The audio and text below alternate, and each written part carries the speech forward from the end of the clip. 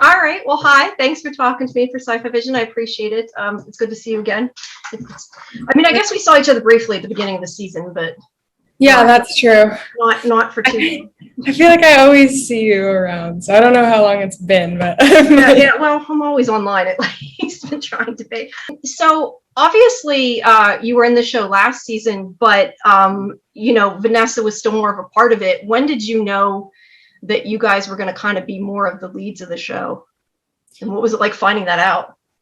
I think that was kind of discussed out loud, but not out loud, like in other ways when we first got hired. I think we knew that Violet and Jack were going to grow to be a little bit more, help move the show forward while Vanessa was busy.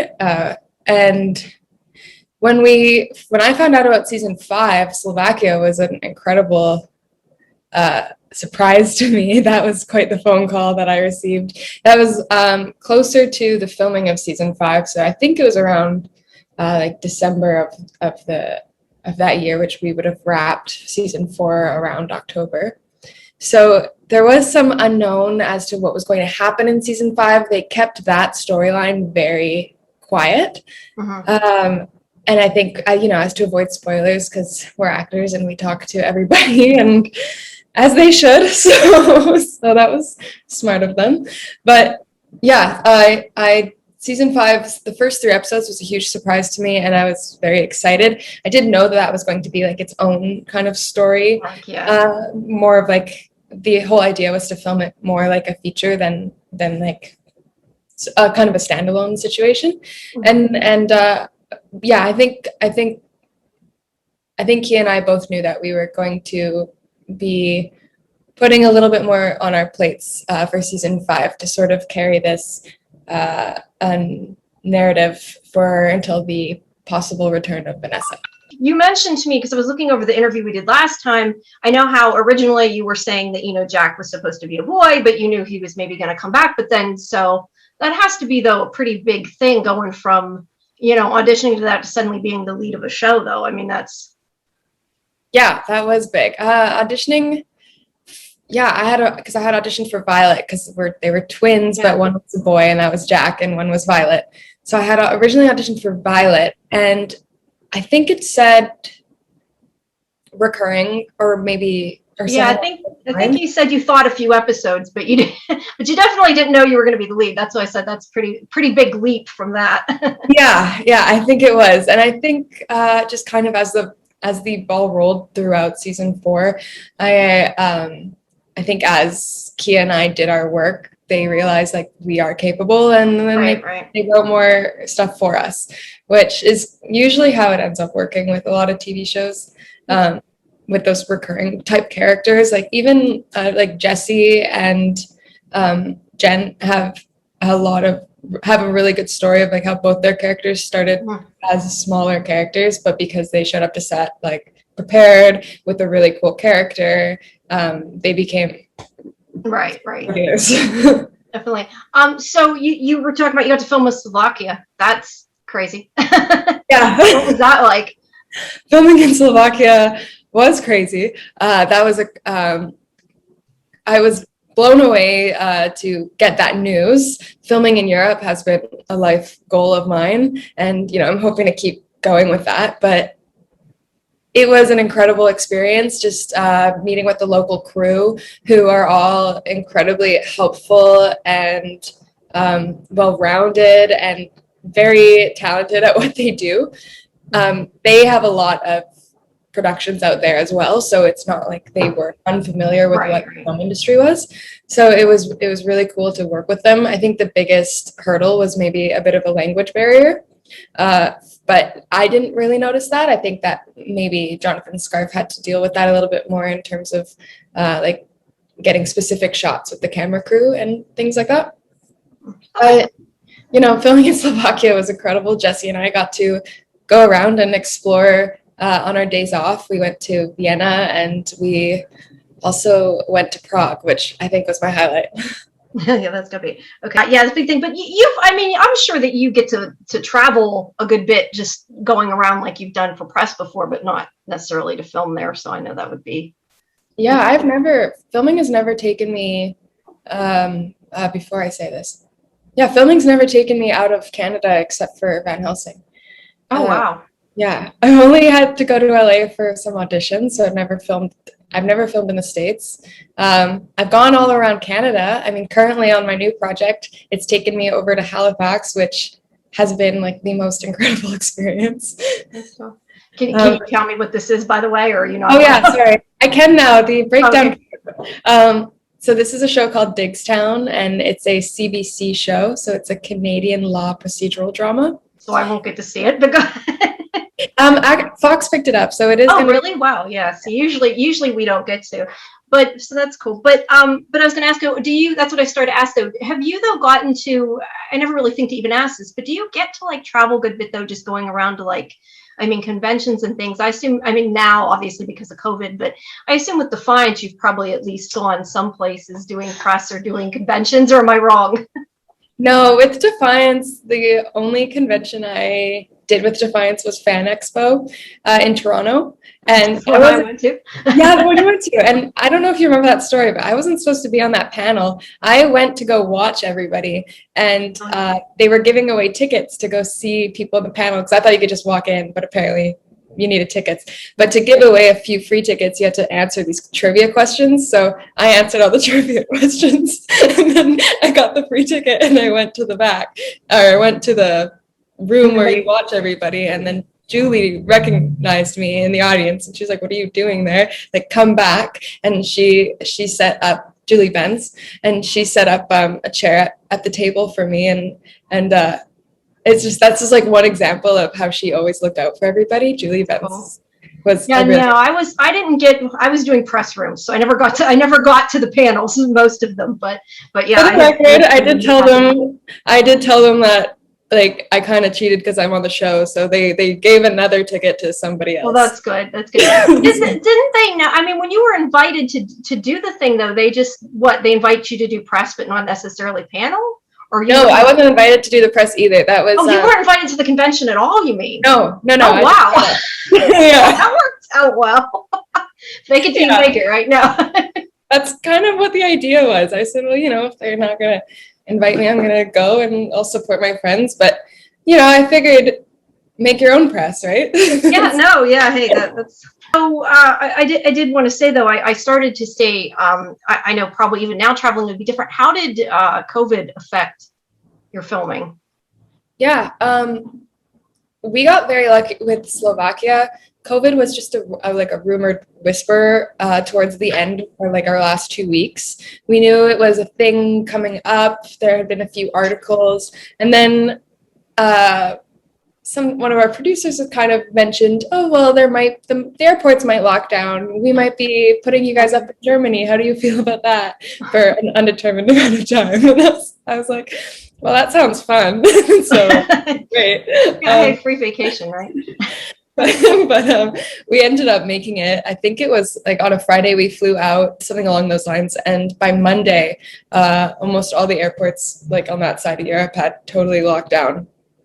So when we got home, then we got a notice from the crew, from the producers or the crew saying, if you feel sick, there's this thing called COVID. It's out now. Go check yourself at the clinic and all that. And I did go and check because I was sick, but I passed and it wasn't COVID.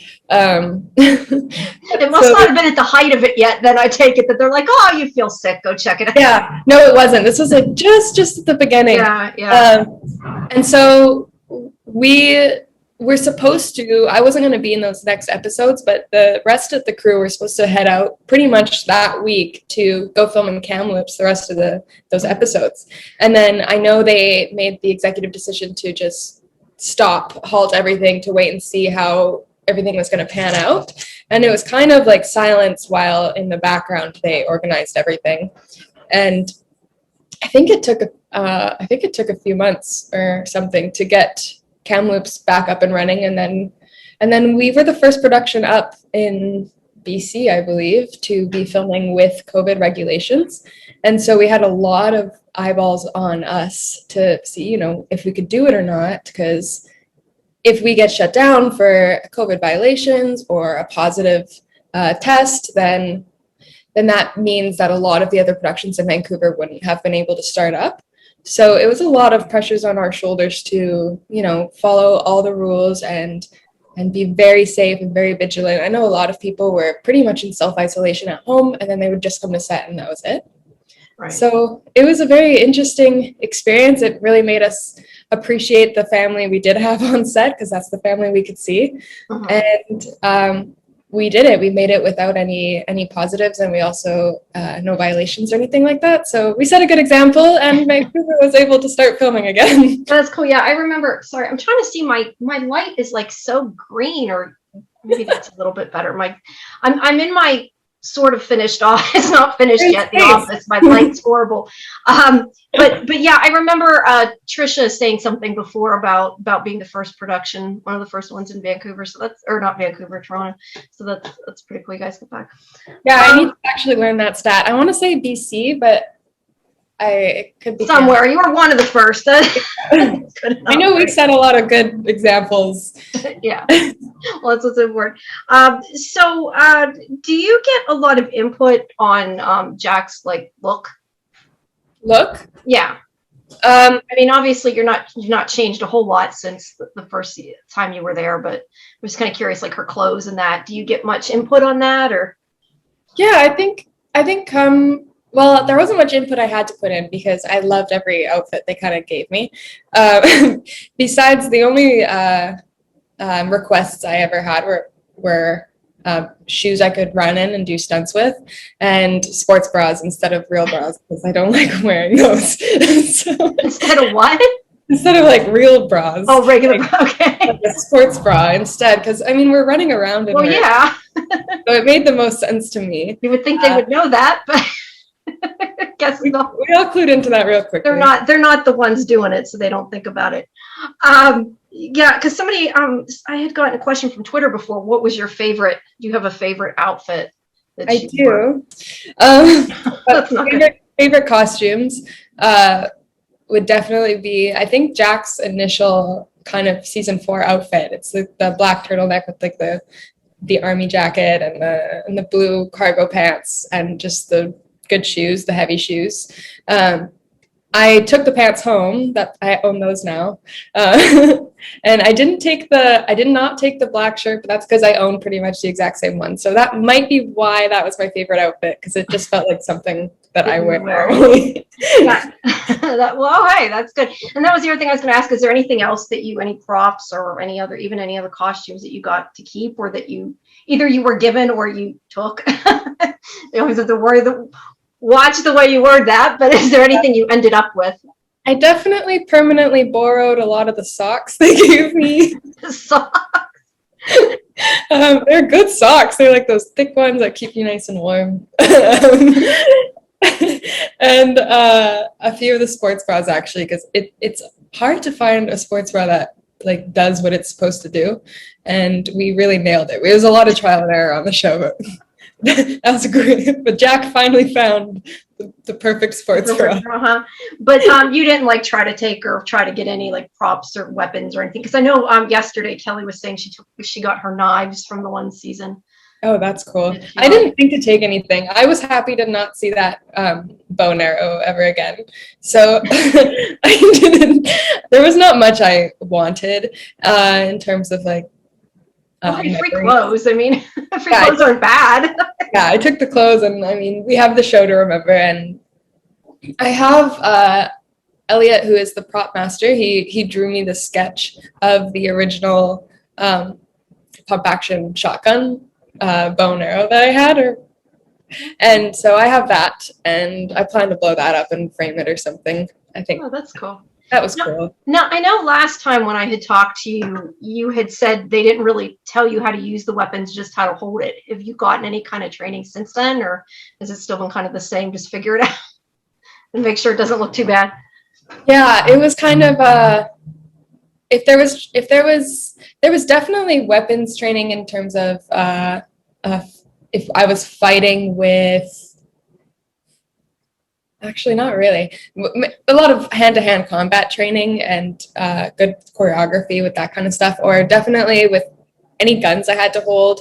Lots of people on set knew how to do it and would show me how, and if not, I mean, hopefully I'm holding them right. A lot of formal. It sounds like you didn't get a lot of formal.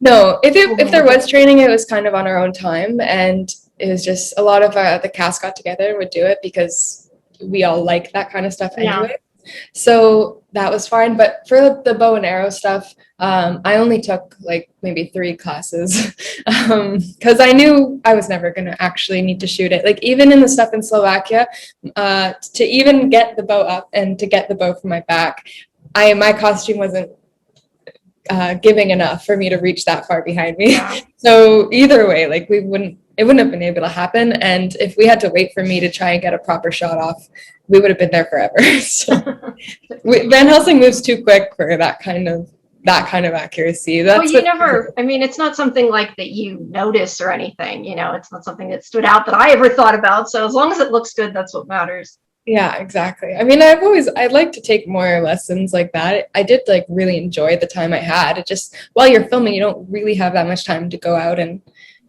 learn things. That type of preparation should happen before filming starts. Yeah.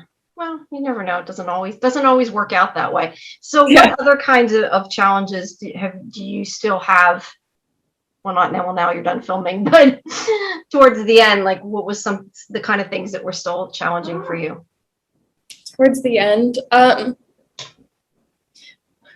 think something that was always like odd to me, but kind of the best part of sci-fi, so it's a bit of a double-edged sword, is working with all of the like the green screens and the like a monster in front of you that's maybe supposed to be projectile vomiting, but you just see an actor kind of just heavy kind of gagging in front of you, or a portal's supposed to open and it's just a door with like a piece of blue tape on it, and we have to look so in awe, and we're all figuring out where to look and how long to look, and it's just that's always a little bit challenging on set, just logistically, but that's the part where I get to use the most of my imagination. So that's kind of when I get to feel like a little kid again and picturing whatever I want to picture. Right. And then it's kind of fun to see what it looks like when I watch the episode, because there's like a portal later, and what I pictured in my head and what I've seen now is 2 totally different things, but it looks like I'm looking at it, so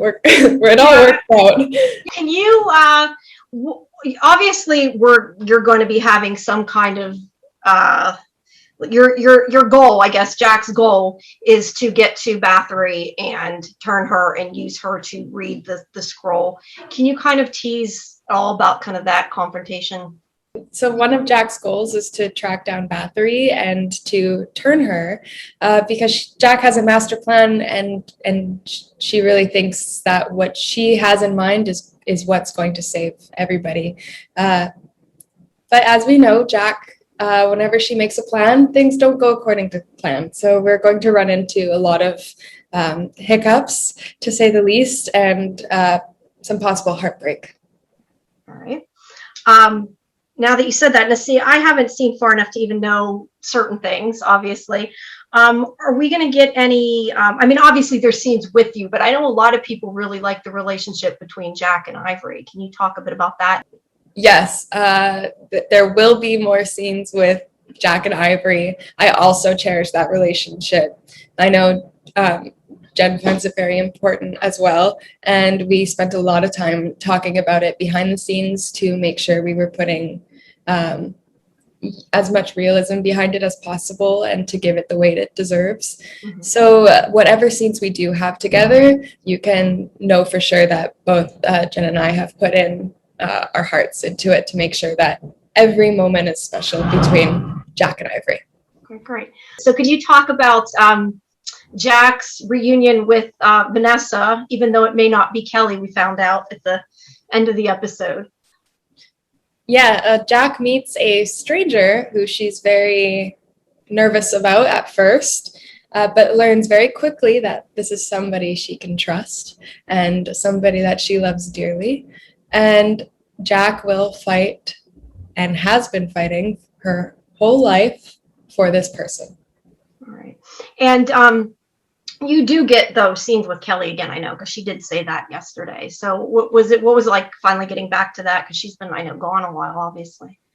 Yeah, she had been gone a while. We all missed her. And I think the reunion of Jack and Vanessa on set feels like the reunion of Nicole and Kelly.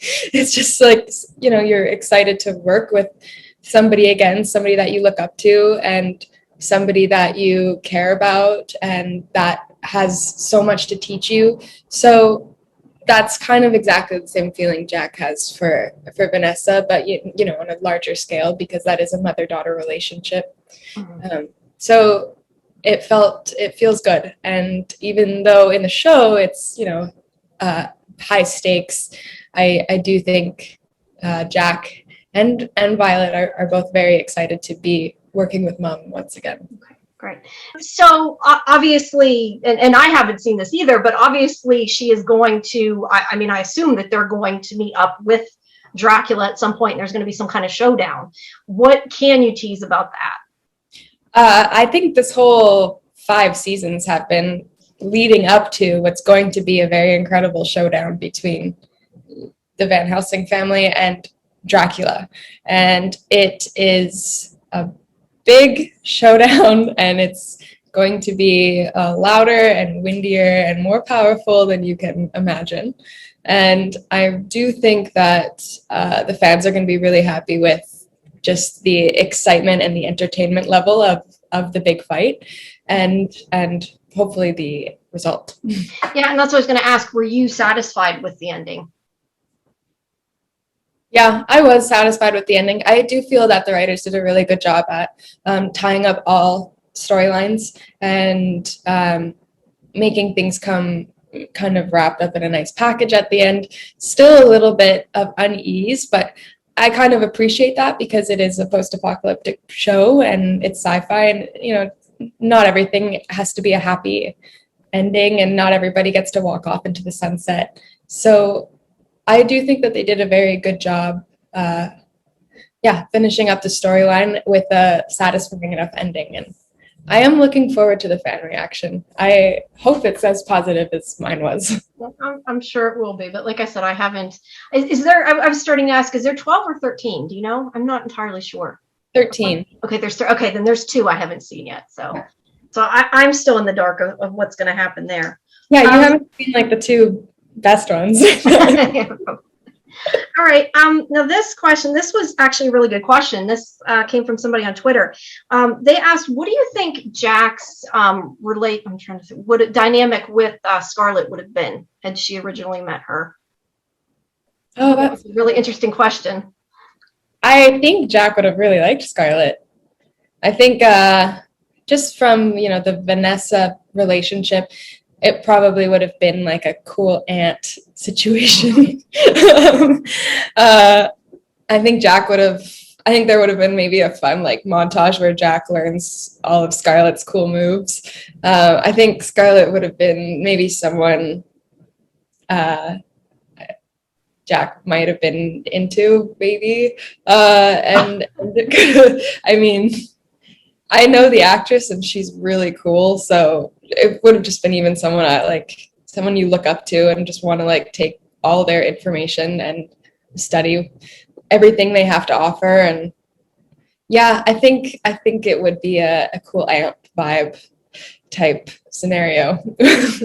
Awesome. The only reason I thought of this is because I had been talking to somebody that did a musical episode of something, and it made me wonder, what do you think Jack's theme song would be if she had a song, like if you had a musical episode or something, or if not, I'm just curious, like what song represents her?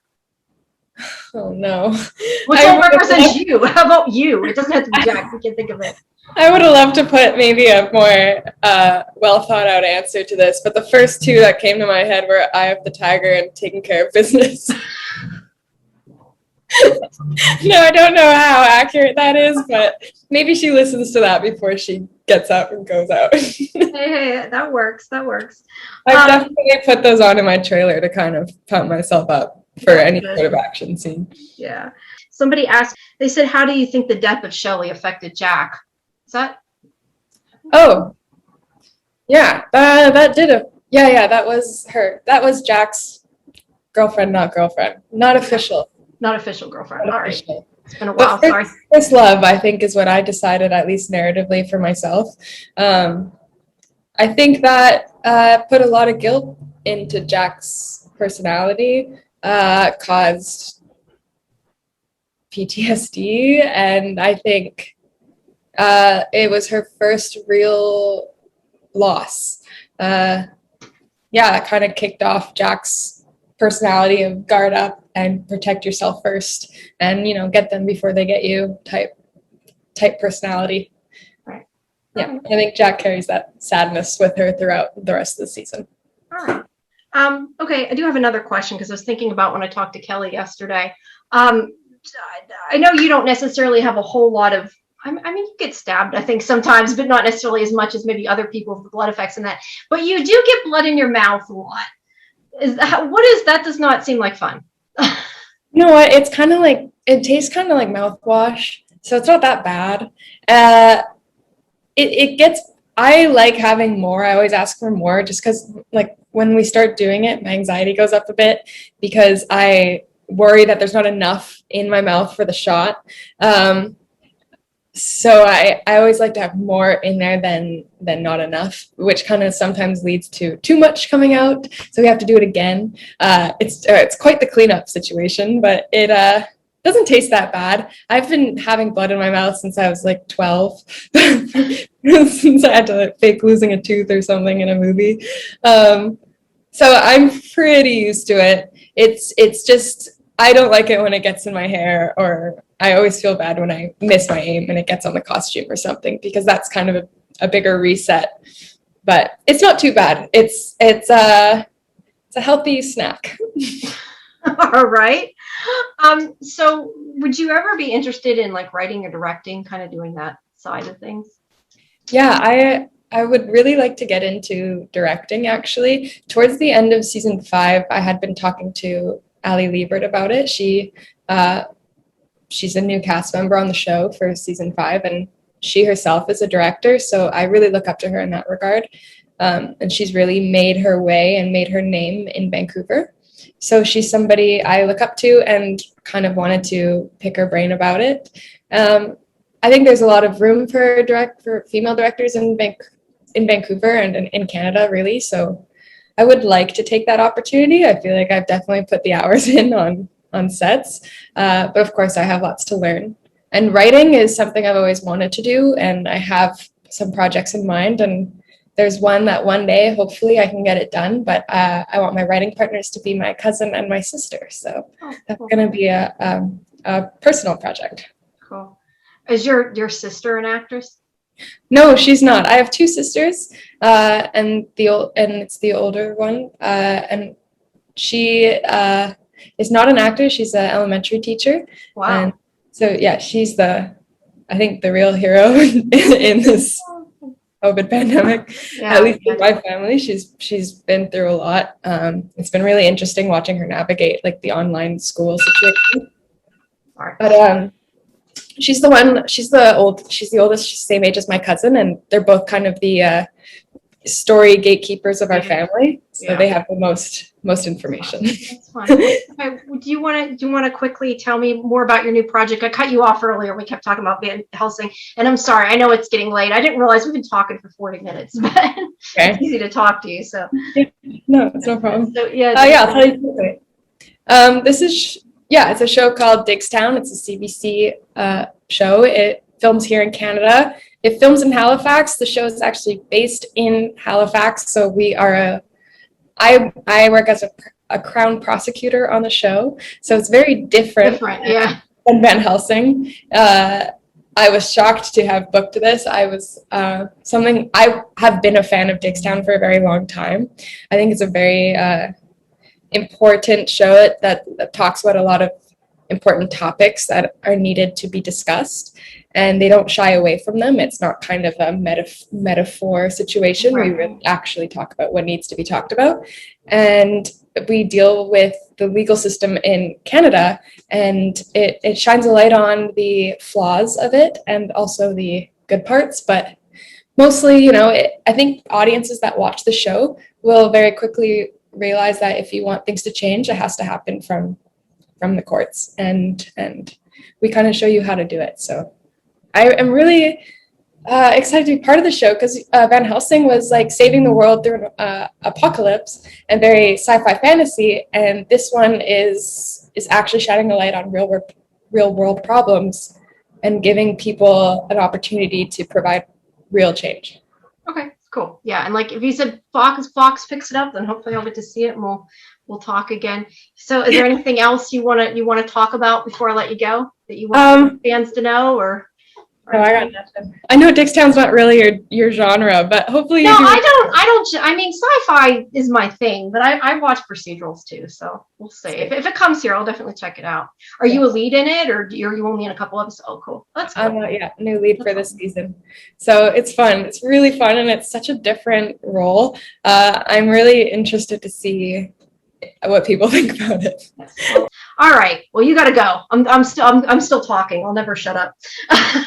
Okay. All right. Well, it's good talking to you. Have a good rest of your weekend. Or I guess it's not weekend yet. Weekend. Bye. I'll see you tomorrow on Twitter. Yeah. Bye. Bye.